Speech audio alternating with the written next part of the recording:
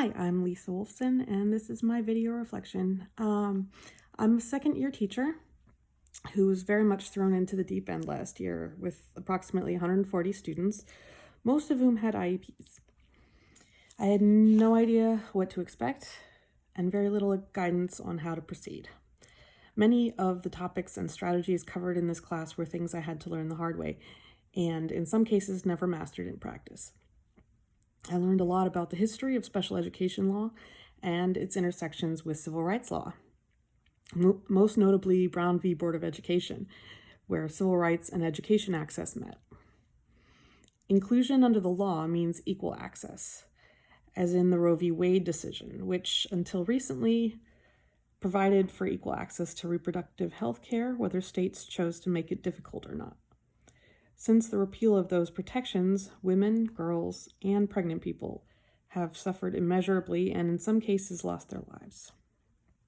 All vulnerable populations, including those who can lose sovereignty over their own bodies, suffer more without these legal protections, and equal access to public education is a long and ongoing journey. We are still discovering new strategies and best practices in special education, and we must continue to seek them out in order to better serve students with special needs. In order to serve well, we also need to take care of ourselves. Self-care has come to mean a lot of different things to different people, but the most prevalent meaning in today's Western societies is to spend money on luxuries and cosmetic routines.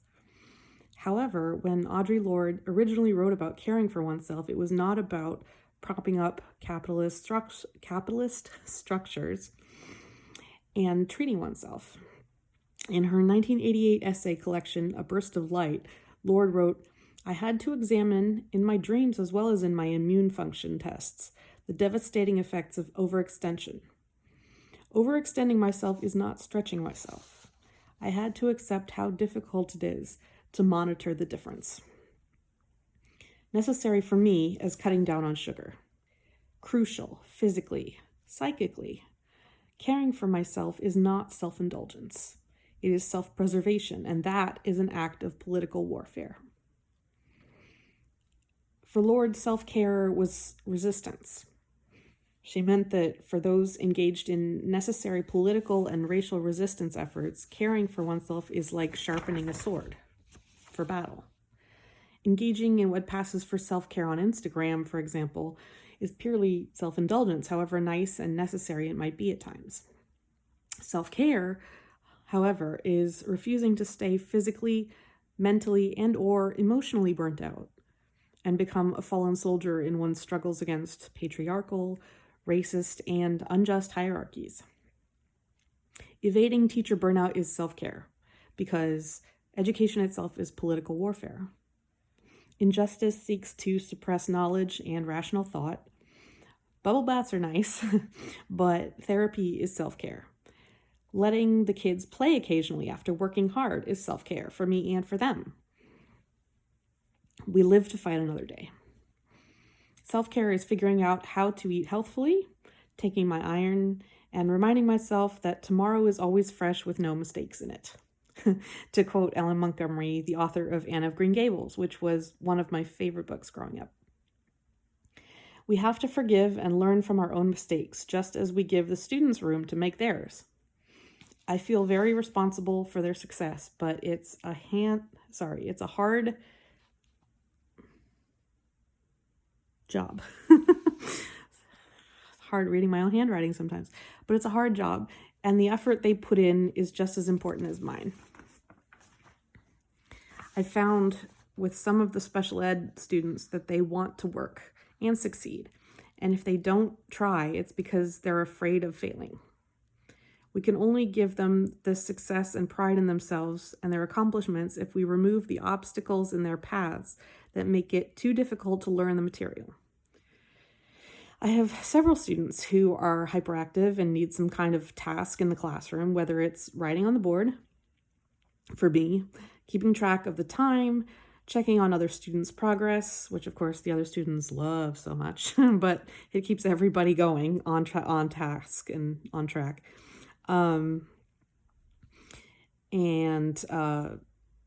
or some other assistant position. It helps their confidence and gets them involved and invested in their learning as well as their surroundings.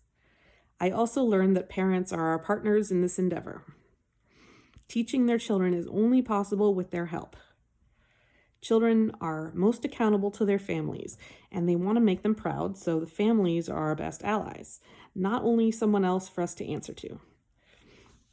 Which is an important lesson for me because I am always nervous about parent contact.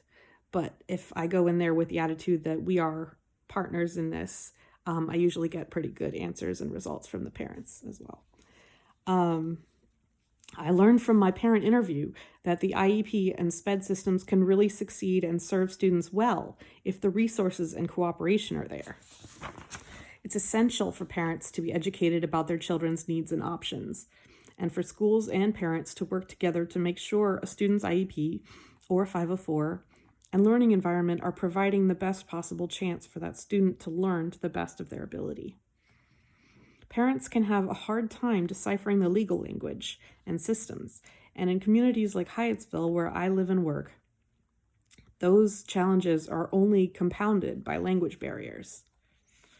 Not only do special education programs require greater resources, including more teachers, but IEP developers and experts in special education law need to make greater efforts to reach out to immigrant communities about rights and resources.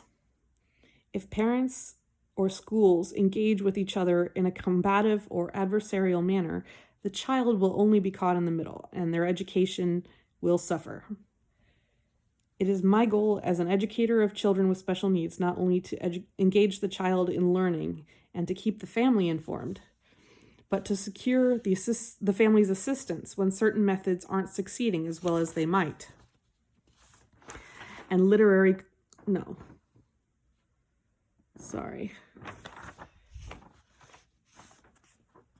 as well as they might, or when the child begins falling behind in the material. I learned a lot about technology that can assist with learning. Most children, special needs or no, prefer to learn interactively with videos, games, and other entertaining platforms.